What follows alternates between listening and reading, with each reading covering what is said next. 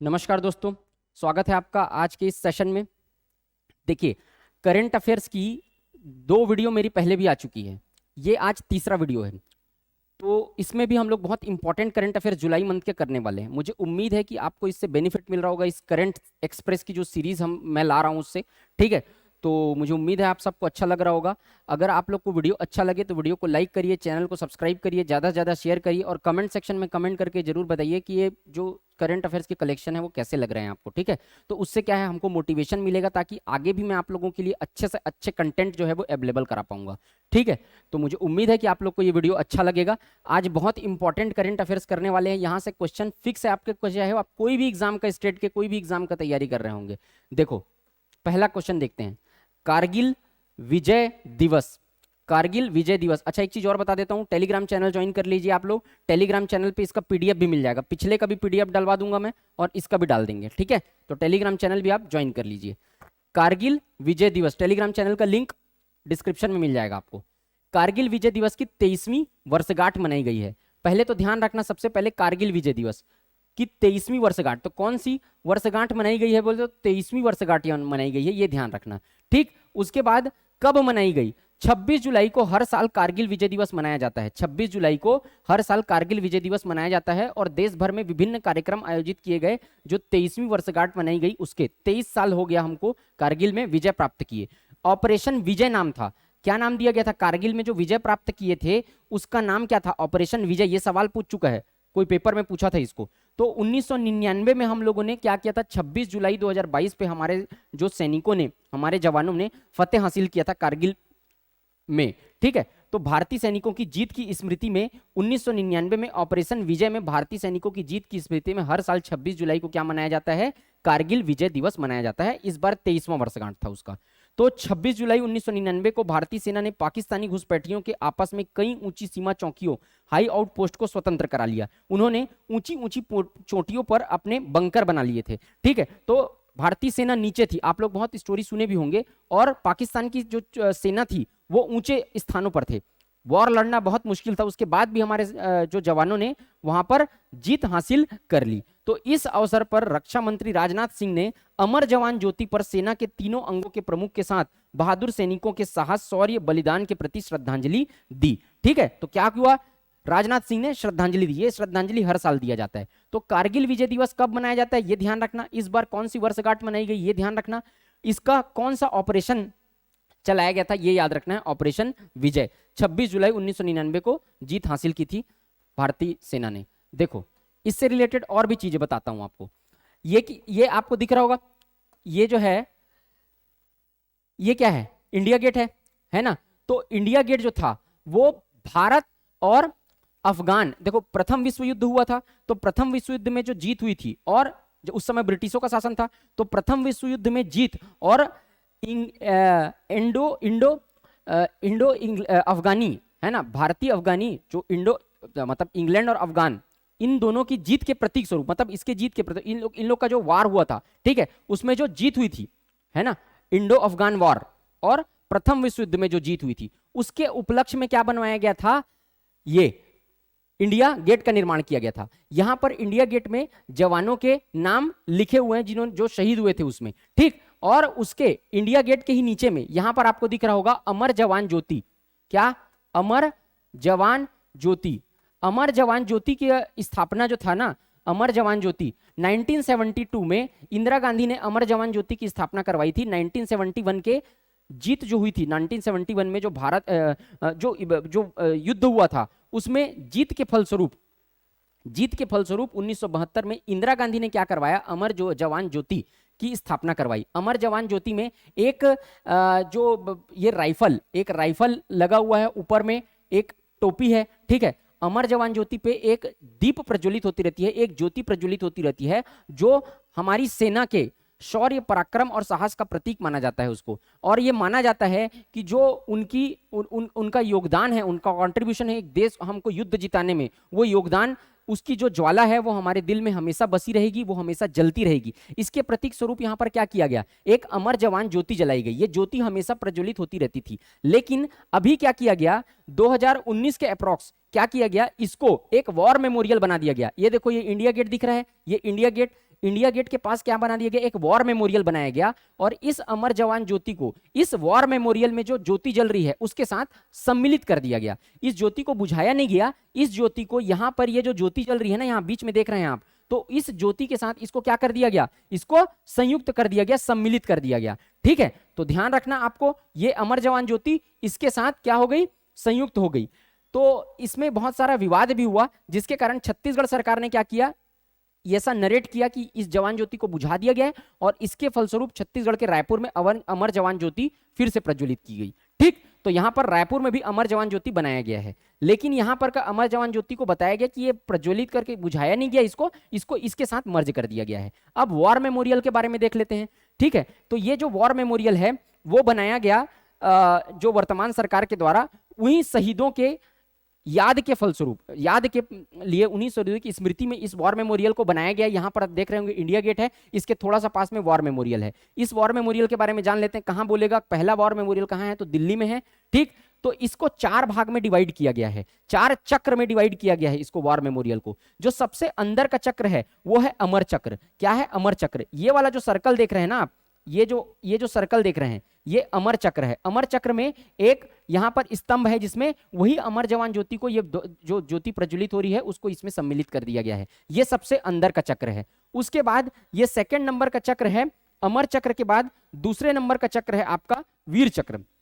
अमर चक्र के बाद ये दूसरा चक्र, ये जो देख रहे हैं ना आप, ये दूसरा चक्र जो है ये वीर चक्र है। ठीक है, तो ये वीर चक्र है। वीर चक्र में क्या किया गया है, वीर चक्र में भारत ने जो 6 महत्वपूर्ण युद्ध जीते हैं, भारत ने कई युद्ध लड़े हैं, चीन के साथ जीता है, पाकिस्तान के साथ युद्ध लड़ा है, तो 6 महत्वपूर्ण युद्धों को इस वीर चक्र में संजोया गया है। इस वीर चक्र में उसकी स्मृतियां डाली गई हैं उसके, ताकि वो याद रहे सबको। ठीक है, पता चलता रहे कि 6 युद्ध में किस तरीके से हम लोगों ने विजय प्राप्त किया। तो भारत के महत्वपूर्ण 6 युद्धों को यहां पर संजोया गया है, यहां पर बताया गया है इस वाले वीर चक्र के अंतर्गत। सर्कल ऑफ ब्रेवरी, ये वीर चक्र है, शौर्य का प्रतीक है। उसके बाद थर्ड लेयर है त्याग चक्र। थर्ड लेयर क्या है, त्याग चक्र। ये वाला जो चक्र है ना, ये वाला जो चक्र देख रहे हैं आप, ये त्याग चक्र है। ये वाला चक्र देख रहे हैं, ये त्याग चक्र है। त्याग चक्र में क्या किया गया है, लगभग 25,000, लगभग 26,000 के आसपास, 26,000 के आसपास जो जवान शहीद हुए हैं हमारे अलग अलग युद्धों में,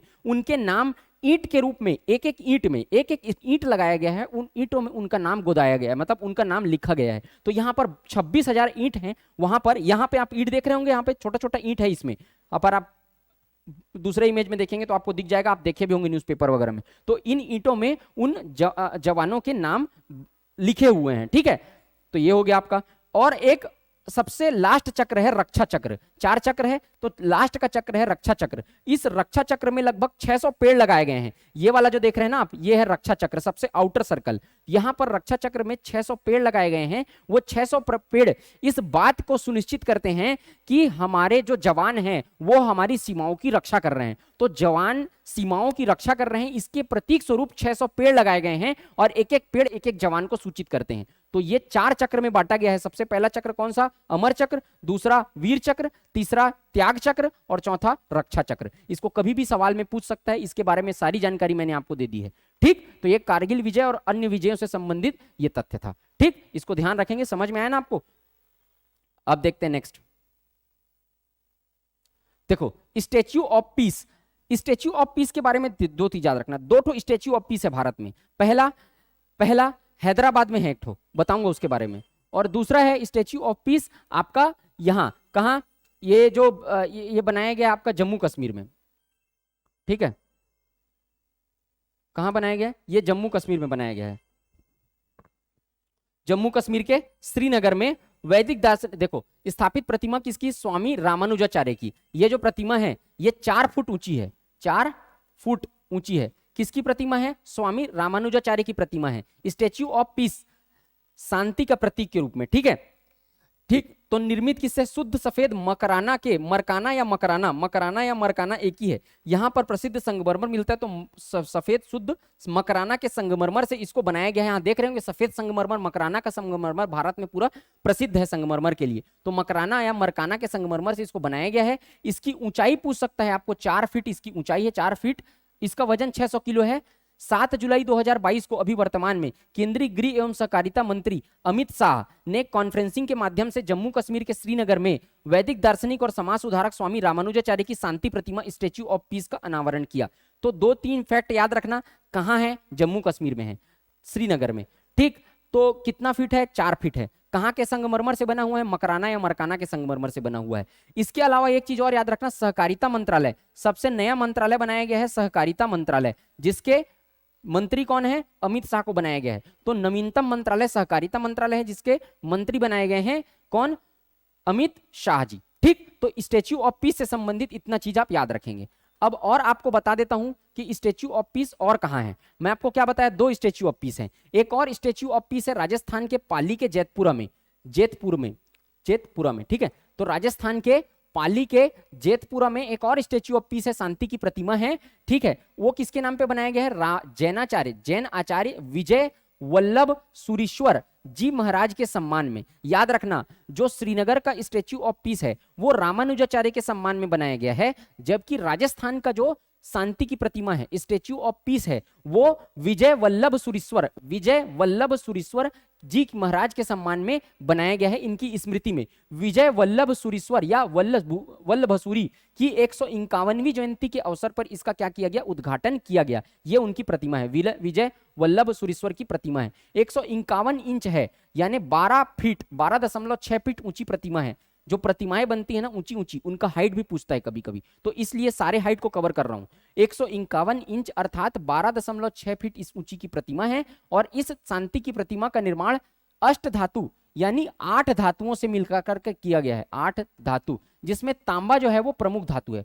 ठीक है, तो किस मूर्ति की प्रतिमा में अष्ट धातु का प्रयोग किया गया? तो स्टेच्यू ऑफ पीस राजस्थान के जेतपुरा में जो है उसमें। और मुख्य धातु 8 धातुओं का प्रयोग किया गया है, जिसमें मुख्य धातु क्या है?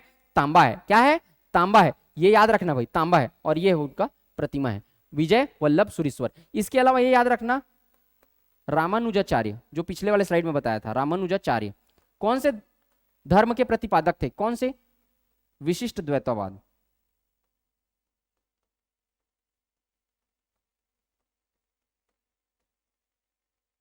इसके प्रतिपादक थे।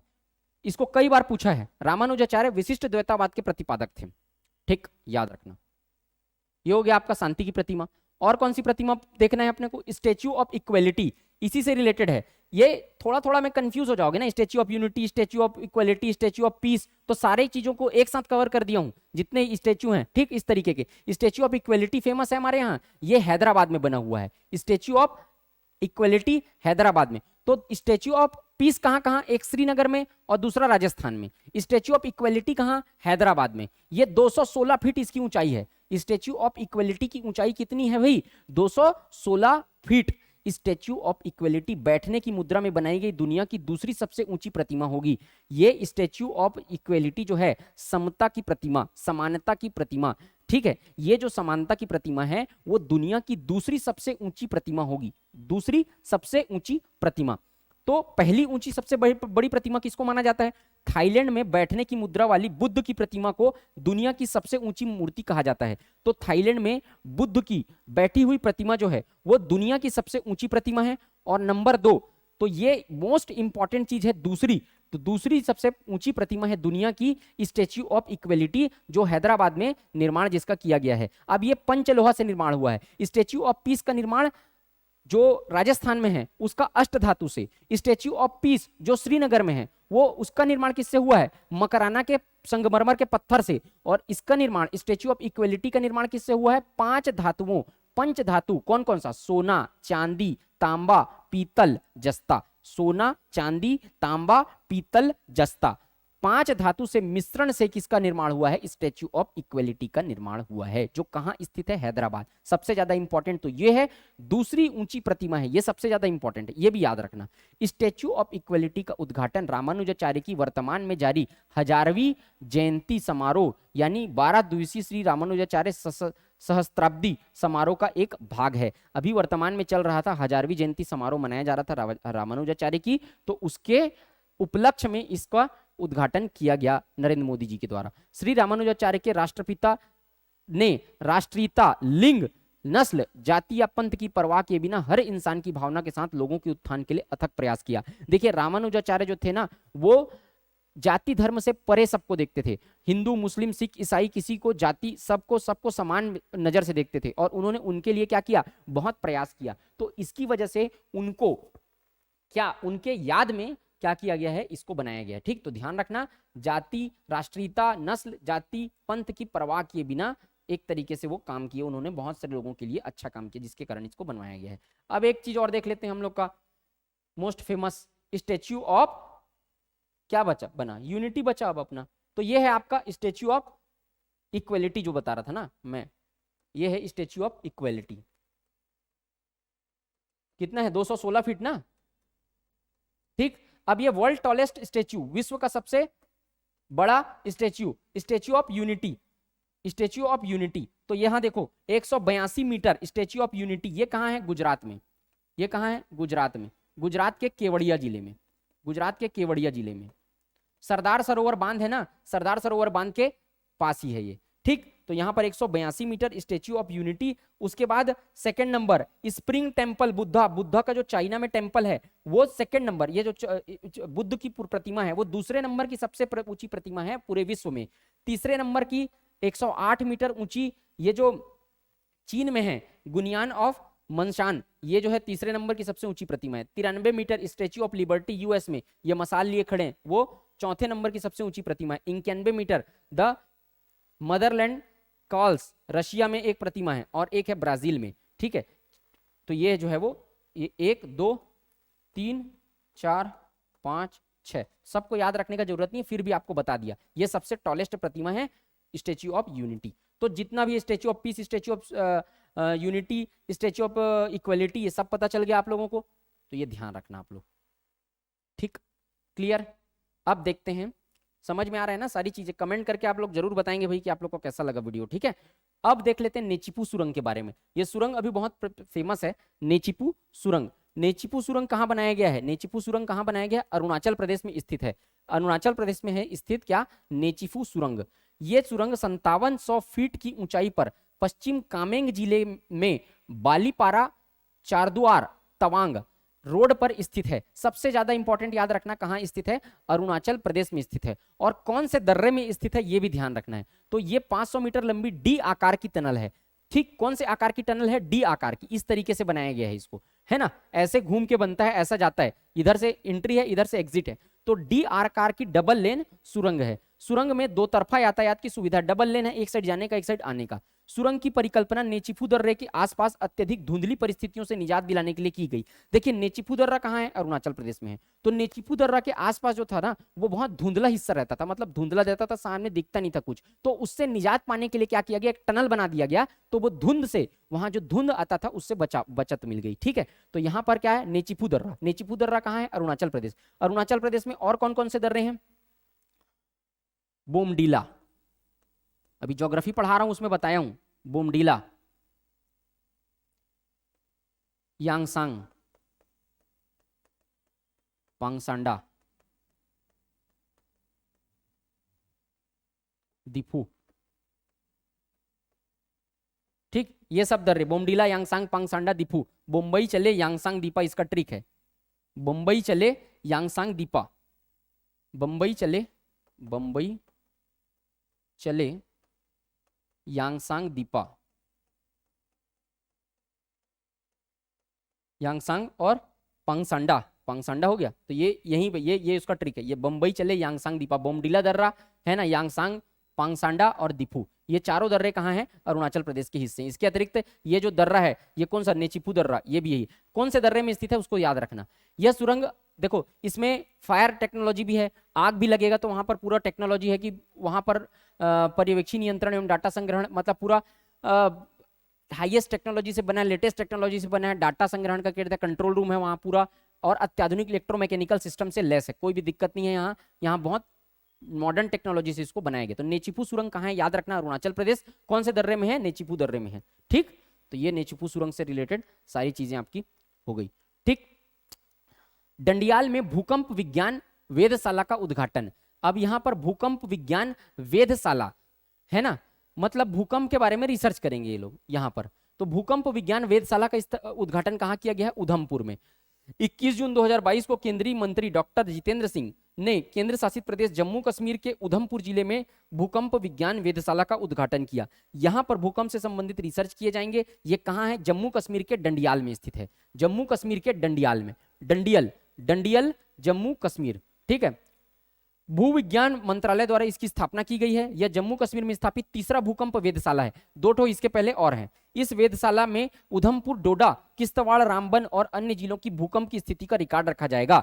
भूकंप की स्थिति कहां कहां भूकंप कितना आया उसका रिकॉर्ड रखा जाएगा। उससे निजात पाने के लिए, उससे रिकवर करने के लिए कैसे कैसे क्या क्या प्लानिंग किया करना है वो यहीं से डिसाइड होगा, ठीक। तो ये सिर्फ आपको यहां से ये पूछ सकता है कि भूकंप नियंत्रण प्रयोगशाला अभी वर्तमान में कहां स्थापित की गई है? तो जम्मू कश्मीर में, ठीक।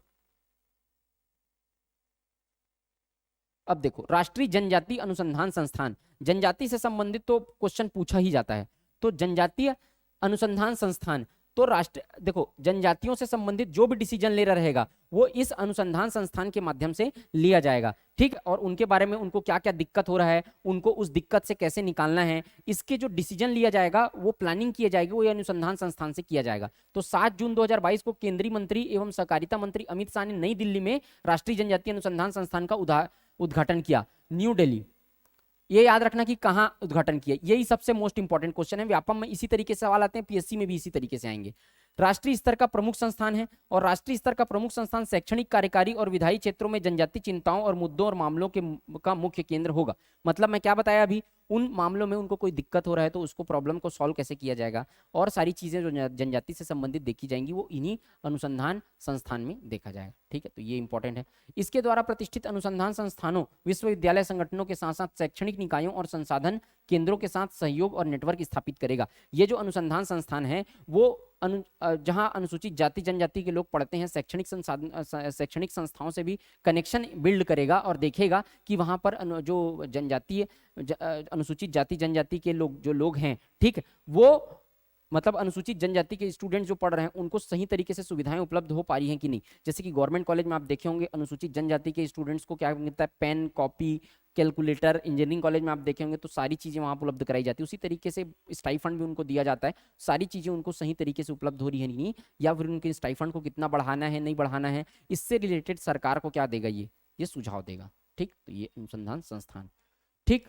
इसके बाद आप लोग ये सवाल सॉल्व करेंगे, आप लोग इस सवाल को सॉल्व करेंगे। ये मैं पिछले बार जो पिछला क्लास लिया था उसमें थ्योरी को बताया था इसके। हर घर तिरंगा अभियान, अभी 15 अगस्त में आप लोगों ने तिरंगा फहराया भी होगा इसी अभियान के तहत। तो हर घर तिरंगा राष्ट्रीय अभियान के संबंध में कौन सा कथन सही, क्या पूछ रहा है, ये सही नहीं है, सही नहीं है, मतलब कौन सा कथन पूछ रहा है, गलत है पूछ रहा है। तो ए ऑप्शन क्या है, 75वें स्वतंत्रता दिवस के अवसर पर यह अभियान शुरू होगा। बी, इस अभियान की शुरुआत संस्कृति मंत्रालय आजादी के अमृत महोत्सव के तहत करेगा। ये ऑप्शन सही है, ये भी ऑप्शन सही है। इस अभियान का उद्देश्य लोगों में देशभक्ति की भावना जागृत करना और तिरंगे के प्रति जागरूकता लाना है, ये भी सही है। डी, रक्षा मंत्री राजनाथ सिंह ने राष्ट्रीय ध्वज तिरंगा के सम्मान में इस अभियान को स्वीकृति प्रदान की। ये ऑप्शन गलत है क्योंकि अमित शाह ने दिया है, ये बताया था मैं, अमित शाह। कब से कब तक चला ये, 13 से 15 अगस्त। इसके तहत बांटे गए झंडे वगैरह, और झंडा आप लोगों ने अपने घर पे लहराया भी होगा। तो ये इसी हर घर तिरंगा अभियान के तहत किया गया है। ये बहुत इंपॉर्टेंट है, हाईलाइटेड है, ध्यान रखना। तो यहाँ पर ऑप्शन डी इसका राइट आंसर हो जाएगा, मतलब इस चारों ऑप्शन में वो गलत है ना। नेक्स्ट देखें, प्रधानमंत्री द्वारा मस्तिष्क अनुसंधान केंद्र का उद्घाटन। मस्तिष्क अनुसंधान केंद्र, देखिए अभी आप लोग देखे होंगे कि साइकोलॉजी से रिलेटेड बहुत सारी दिक्कतें आ रही हैं सबको। आजकल तो ऐसा हो गया कि छोटे छोटे बच्चों की स्कूल में साइकेट्रिस्ट रखने पड़ रहे हैं, डॉक्टर रखने पड़ रहे हैं, मनोचिकित्सक रखने पड़ रहे हैं। इतने डिप्रेशन में आ रहे हैं बच्चे, 18 साल 17 साल के बच्चे सुसाइड कर रहे हैं, इतने तनाव में आ जाते हैं, इतना बर्डन ज्यादा बढ़ गया है। या ये यूं कहिए कि विपरीत परिस्थितियों से झेलने की, विपरीत परिस्थितियों को सामना करने की ताकत जो है वो कमजोर हो रही है युवा पीढ़ी में, या बच्चों में कह लिए, या युवा, वही तो युवा बनेंगे ना, तो वही युवा पीढ़ी में विपरीत परिस्थितियों को झेलने की क्षमताएं कम होती जा रही हैं। जिसके कारण से क्या हो रहा है, मनोचिकित्सकों का कारोबार बढ़ता जा रहा है। यहाँ पर साइकेट्रिस्ट वैसे जरूरत है, लेकिन फिर भी बच्चे इतना तनाव लेने लग गए हैं कि सुसाइड करने लग गए हैं। एग्जाम में फेल हो जाते हैं तो सुसाइड कर लेते हैं, बताओ, छोटे छोटे बच्चे। तो इस तरीके से चीजें होती जा रही हैं, जिसके कारण क्या किया गया है, मस्तिष्क अनुसंधान केंद्र का उद्घाटन किया गया है, जिससे ये रिसर्च करेगा कि क्यों इस तरीके के तनाव हो रहे हैं, इससे बचा कैसे जाए, है ना। तो ये सब अनुसंधान रिसर्च करने का काम इसके माध्यम से किया जाएगा। तो 20 जून 2022 को प्रधानमंत्री नरेंद्र मोदी ने बेंगलुरु कर्नाटक, हाईलाइट किया हूं इसको इसीलिए, ये कहां है ये देखना है भाई, आपको कहां है वो देखना है, यही पूछेगा। बेंगलुरु कर्नाटक के बेंगलुरु में मस्तिष्क अनुसंधान केंद्र का उद्घाटन किया, कहां, आईआईएससी बेंगलुरु में, आईआईएससी बेंगलुरु में मस्तिष्क अनुसंधान केंद्र का उद्घाटन किया गया। ये यही पूछेगा कि कहां किया गया, आईआईएससी बेंगलुरु में किया गया। इसमें उम्र से संबंधित मस्तिष्क विचारों के समाधान हेतु साक्ष्य आधारित जन स्वास्थ्य उपचार मुहैया कराने के उद्देश्य से महत्वपूर्ण अनुसंधान पर यह ध्यान केंद्रित करेगा, उसको उपलब्ध कराएगा। इन शॉर्ट मैं जो बोला हूं वही है। इसमें मस्तिष्क से संबंधित कोई बीमारी, कोई दिक्कत हो रहा है, साइकेट्रिस्ट को भेज के उसको क्या करेंगे, वो लोग सॉल्व करने का प्रयास करेंगे, रिसर्च करेंगे कि किस तरीके से इसको सुलझाया जा सकता है, ठीक है, और हमारे देश की युवा पीढ़ी को बचाया जा सकता है, ठीक।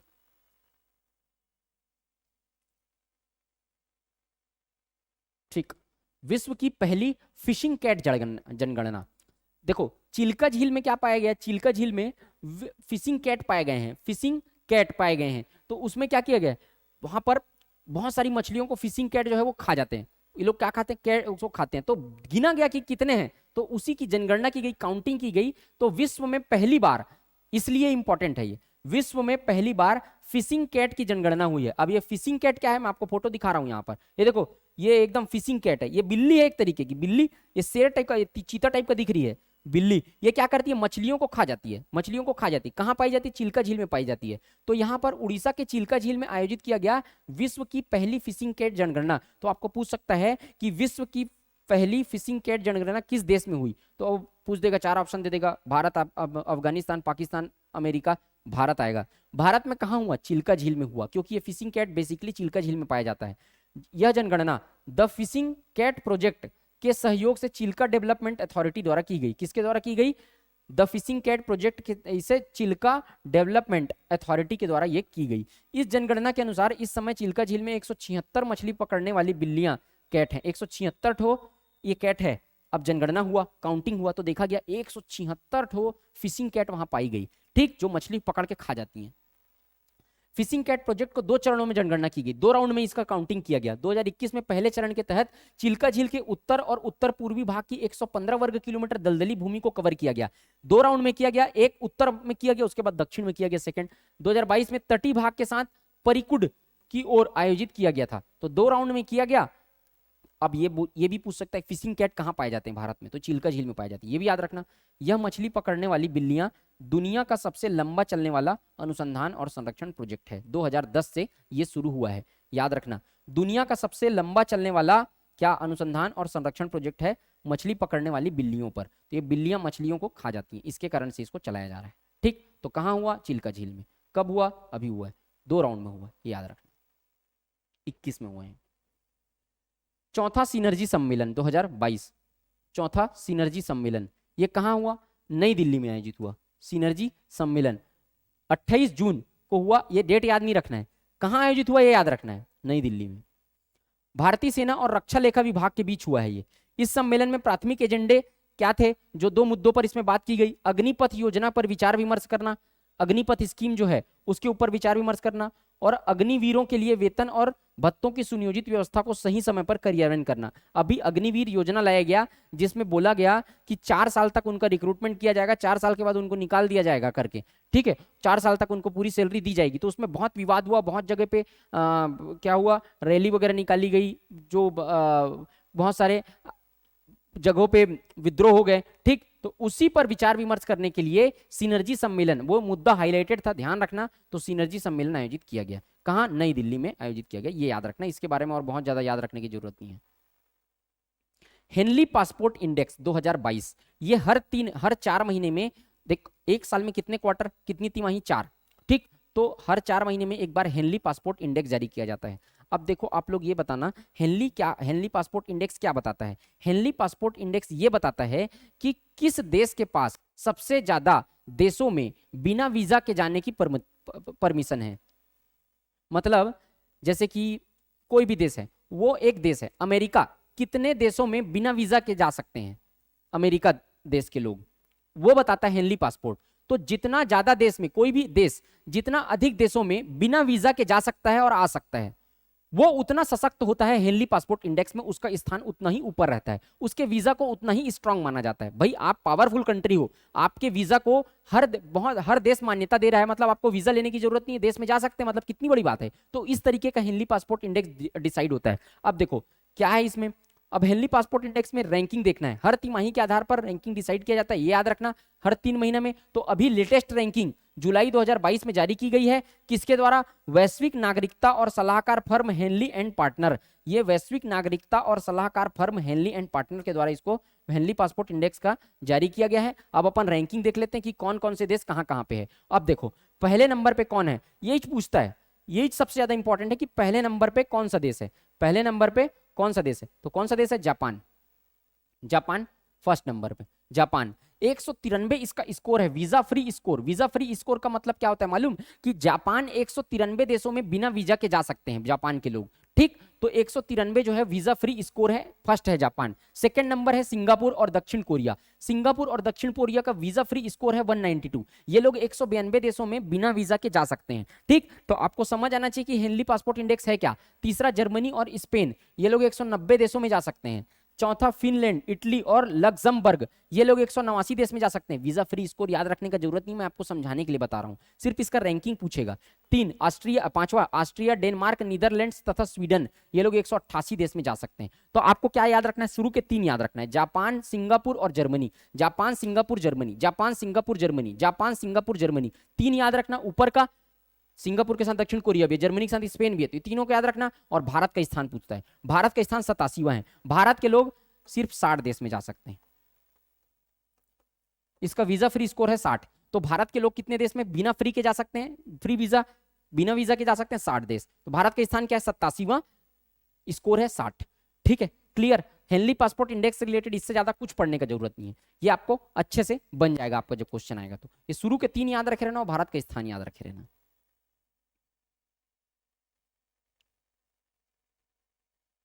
उद्यमिता पखवाड़ा, उद्यमिता पखवाड़ा, देखिए आप जानते हैं वर्तमान सरकार जो है वो उद्यमिता को बढ़ावा देने की कोशिश कर रही है, रोजगार लेने पर नहीं रोजगार देने पर भरोसा रखती है आज के डेट में, ठीक। तो वो कहती है रोजगार देने वाला बनिए। आजादी के अमृत महोत्सव के तहत उद्यमिता पखवाड़ा मनाया गया। आपको बोलेगा कब उद्यमिता पखवाड़ा मनाया गया? पखवाड़ा मतलब 15 दिन का जो रेंज है वो 1 से 15 जुलाई 2022 को मनाया गया उद्यमिता पखवाड़ा। कब मनाया गया ये सबसे ज्यादा इंपॉर्टेंट है कि कब मनाया गया? 1 से 15 जुलाई, 1 से 15 जुलाई, 1 से 15 जुलाई, इसी को सबसे ज्यादा इंपॉर्टेंट है। किसके द्वारा मनाया गया? ग्रामीण विकास मंत्रालय की दीनदयाल अंत्योदय योजना, राष्ट्रीय ग्रामीण आजीविका मिशन DNRLM के तहत इसको मनाया गया। ये राष्ट्रीय ग्रामीण आजीविका मिशन, मैं जब आजीविका ग्रामीण विकास पढ़ाया हूँ हमारे चैनल पे, तो आपको पूरा बताया हूँ इसको, ठीक है। ये पूरा पढ़ाया हूँ मैं इस सब्जेक्ट को, DNRLM, ठीक। तो यहाँ पर NRLM, तो ये हो गया। उद्देश्य क्या है?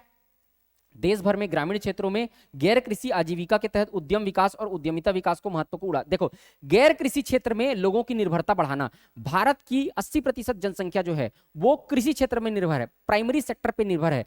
देखो कोई भी अर्थव्यवस्था को विकासशील से विकसित होने के लिए डेवलप्ड कंट्री जितनी भी है ना, जैसे कि अमेरिका है, स्विट्जरलैंड है, जापान है, चाइना है, जो डेवलप्ड कंट्री के अंतर्गत आते हैं, विकसित देश के अंतर्गत आते हैं, उनकी अधिकतम अर्थव्यवस्था या लगभग पूर्ण अर्थव्यवस्था टर्सरी क्षेत्र पर निर्भर है, तृतीयक क्षेत्र पर निर्भर है। और भारत एक विकासशील देश है क्योंकि इसकी जनसंख्या मैक्सिमम प्राइमरी सेक्टर पर निर्भर है। तो जैसे जैसे भारत विकसित होता जाएगा वैसे वैसे उसकी जनसंख्या जो है प्राइमरी से सेकेंडरी पे ट्रांसफर होगी और सेकेंडरी से टर्सरी पे ट्रांसफर होगी। ये बड़े बड़े इकोनॉमिस्ट लोग कहते हैं कि जो भी देश विकसित देश होता है उसकी मैक्सिमम अर्थव्यवस्था तीसरे क्षेत्र पर यानी सेवा क्षेत्र पर कार्यरत रहती है। भारत की मैक्सिमम जनसंख्या अभी कृषि क्षेत्र अर्थात प्राथमिक क्षेत्र पर कार्यरत है। अब ये जैसे जैसे ट्रांसफर होते जाएगा वैसे विकासशील से विकसित बनता जाएगा भारत। तो यहाँ पर इसी ग्रामीण क्षेत्र में कृषि क्षेत्र पर निर्भरता को कम करना इसका मुख्य उद्देश्य है उद्यमिता पखवाड़ा को। और DNRLM का भी वही उद्देश्य है, लोगों को क्या करना है ना, राष्ट्रीय ग्रामीण आजीविका मिशन, लोगों को रोजगार उपलब्ध कराना जिससे अपने पैर पे खड़े हो सके और स्वावलंबी बन सके।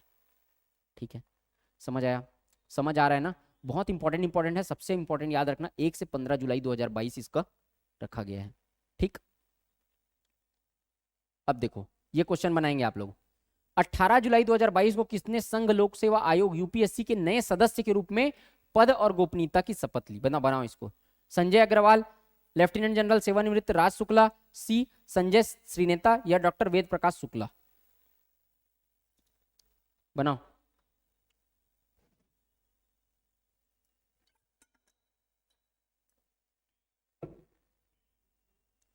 देखिए इसका आंसर आएगा बी, सेवानिवृत्त राज शुक्ला, ये सदस्य बने हैं। अब इससे भी ज्यादा इंपॉर्टेंट क्या है, वर्तमान अध्यक्ष कौन है यूपीएससी के? डॉक्टर मनोज सोनी, ये आपको पूछ सकता है, ये ज्यादा इंपॉर्टेंट है। डॉक्टर मनोज सोनी उसके वर्तमान अध्यक्ष हैं यूपीएससी के। ठीक, यूपीएससी एक संवैधानिक संस्था है। ठीक है। हाल ही में केंद्र सरकार ने न्यूनतम समर्थन मूल्य को और अधिक प्रभावी और पारदर्शी बनाने के लिए किसकी अध्यक्षता में एक समिति का गठन किया है? ठीक, तो गुणवंत पाटिल, कृष्णवीर चौधरी, संजय अग्रवाल, दुष्यंत चौटाला। तो न्यूनतम समर्थन मूल्य, सबसे पहले तो समझना है अपने को, इसका आंसर दो आप लोग, तब तक मैं आपको एमएसपी समझाता हूं। एमएसपी क्या है? न्यूनतम समर्थन मूल्य। मतलब किसी भी, देखो किसान क्या है, अपना फसल बोते हैं, फसल बोने के बाद उनको, जैसे कि कोई उद्यमी है, कोई बिजनेसमैन है, वो लोग उनके को कम रेट में खरीदते थे, तो उससे क्या एक नकारात्मक का भाव जा रहा था देश में कि भाई किसानों को अपनी उपज का मुख्य मेन मूल्य नहीं मिल पा रहा था। तो किसानों को आजीविका का दूसरा साधन उनके पास था नहीं, तो क्या किया गया? न्यूनतम समर्थन मूल्य एमएसपी को इंट्रोड्यूस किया गया, जिसके माध्यम से किसानों को ये आश्वस्त किया गया कि आपका फसल चाहे कैसा भी हो, आपको इस न्यूनतम मूल्य पर तो खरीदा ही जाएगा। तो एक ऐसा मूल्य जिस पर जो किसानों को एक आश्वस्त करता है, जो किसानों को भरोसा देता है कि इस मूल्य पर, इससे नीचे पर नहीं खरीदा जाएगा, इतने मूल्य पर तो सरकार ही खरीद लेगी। ठीक, तो वो न्यूनतम समर्थन मूल्य कहलाता है। तो न्यूनतम समर्थन मूल्य को प्रभावी और अधिक पर और ज्यादा अच्छे से इंप्लीमेंटेशन करने के लिए एक आयोग का गठन किया गया, एक समिति का गठन किया गया। इसी एमएसपी को खत्म किया जा रहा था। अभी जो एक किसान बिल आया था, तो इसके विरोध में किसान लोग समर्थन किए थे। तो गुणवंत पाटिल, कृष्णवीर सिंह, संजय अग्रवाल, ये आंसर आएगा सी, संजय अग्रवाल। इसकी अध्यक्षता में एमएसपी को और अच्छा किफायती बनाने के लिए इनकी अध्यक्षता में एक समिति का गठन किया गया, जिससे वो और अच्छा बन सके। ठीक है। समिति में कुल कितने सदस्य होंगे? 26 सदस्य होंगे। कितने सदस्य होंगे? 26 सदस्य होंगे। कितने सदस्य? 26 सदस्य। इनमें केंद्र और राज्य सरकारों के प्रतिनिधि, किसान, कृषि वैज्ञानिक और कृषि अर्थशास्त्री शामिल होंगे। ठीक, सारे लोग इसमें शामिल होंगे। कि सरकार का एक प्रतिनिधि रहेगा, किसान का प्रतिनिधि रहेगा, एक कृषि वैज्ञानिक रहेगा और एक अर्थशास्त्री शामिल होंगे। अब ये 4 बिंदु है जिस पर डिस्कशन करेंगे वो लोग। उत्पादक और उपभोक्ता राज्यों की के कृषि परिस्थितिकी क्षेत्रों के मौजूदा फसल पैटर्न की मैपिंग, और है ना, मतलब किस तरीके के फसल हो रहे हैं, उग रहे हैं, उसका जानकारी रखेंगे, मैपिंग करेंगे। देश की बदलती जरूरतों के अनुसार फसल पैटर्न को बदलने के लिए विविधीकरण नीति की रणनीति, मतलब आबादी बदल रही है, उनका खान पान बदल रहा है, फसल का टेक्निक बदल रहा है, तो उस पैटर्न को बदलने के लिए, है ना, चेंजेस लाने के लिए, उस फसल को बदलने के लिए, टेक्निक को बदलने के लिए क्या क्या रणनीति अपनाई जा रही है, उस पर भी डिस्कशन होगा। तीसरा, नई फसल की बिक्री के लिए लाभकारी मूल्य सुनिश्चित करने वाली प्रणाली की व्यवस्था। नए फसल को बेचना है अगर, तो उसके लिए क्या है? लाभकारी मूल्य सुनिश्चित करने के लिए, एमएसपी को और किफायती बनाने के लिए एक नया टेक्नोलॉजी को इंट्रोड्यूस किया जाएगा। और सूक्ष्म सिंचाई योजना पर समीक्षा और सुझाव। सूक्ष्म सिंचाई योजना बहुत प्रसिद्ध योजना है। सूक्ष्म सिंचाई योजना के तहत बहुत ज्यादा लाभ हो रहा है किसानों को, तो उसको और भी क्या किया जाएगा? प्रभावी बनाया जाएगा। ठीक है, क्या किया जाएगा? प्रभावी बनाया जाएगा।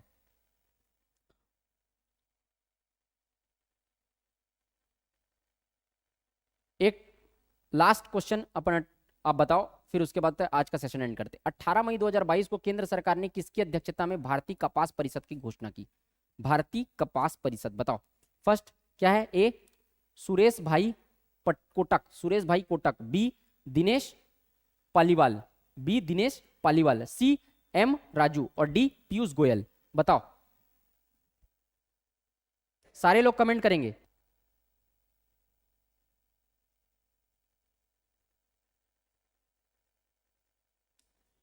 देखो इसका आंसर क्या आएगा?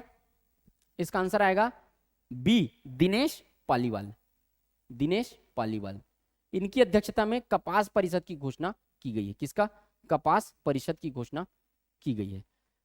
देखो कपास परिषद से संबंधित कुछ फैक्ट देख लेते हैं अपन। 18 मई 2022 को केंद्र सरकार ने भारतीय कपास परिषद के गठन की घोषणा की। कब? 18 मई 2022 को केंद्र सरकार ने भारतीय कपास परिषद के गठन की घोषणा की। प्रसिद्ध कपास व्यापारी सुरेश भाई कोटक इसके अध्यक्ष चुने गए, इसके अध्यक्ष होंगे। ठीक है, इसी को याद रखना, कपास के परिषद के अध्यक्ष। इस परिषद में वस्त्र मंत्रालय, वाणिज्य और उद्योग मंत्रालय, वित्त मंत्रालय, भारतीय कपास निगम और कपास अनुसंधान संस्थान का प्रतिनिधित्व रहेगा। यह परिषद एक क्षेत्र में ठोस सुधार लाने के लिए चर्चा विमर्श, विचार विमर्श और एक मजबूत कार्य योजना तैयार करेगी। देखो, कपास उत्पादन के क्षेत्र में अच्छा काम करने के लिए, उस पर इंप्रूवमेंट करने के लिए उस पर विचार विमर्श करेगी। और प्रस्तावित परिषद की पहली बैठक 28 मई 2022 को संपन्न हुई। ठीक है, क्लियर है यहां तक? तो आज के सेशन में इतना तक हम लोग खत्म करते हैं। जब इसके बाद का मैं नेक्स्ट सेशन का करंट अफेयर्स लूंगा तो और भी जो इंपॉर्टेंट करंट अफेयर्स है उसको अपन देखेंगे, उसको अपन कंप्लीट करेंगे। मुझे उम्मीद है दोस्तों कि आपको इससे अच्छा लगा होगा। आपको इंपॉर्टेंट करंट अफेयर्स को कलेक्ट करके मैं बता रहा हूँ सिस्टमेटिक वे में जमा के बाकायदा डायग्राम से, तो आप लोग को उसका फायदा मिल रहा होगा। अगर आप लोग को वीडियो अच्छा लग रहा है तो वीडियो को जरूर लाइक करिए, इस चैनल को सब्सक्राइब करिए और कमेंट सेक्शन में प्लीज ये जरूर बताइएगा कि आपको ये वीडियो जो है वो कैसा लगा। ठीक है, तो मिलते हैं फिर नेक्स्ट सेशन में। इसके बाद बहुत जल्द आएगा करंट अफेयर्स, आप लोग इंतजार करिएगा। तब तक के लिए जय हिंद, वंदे मातरम।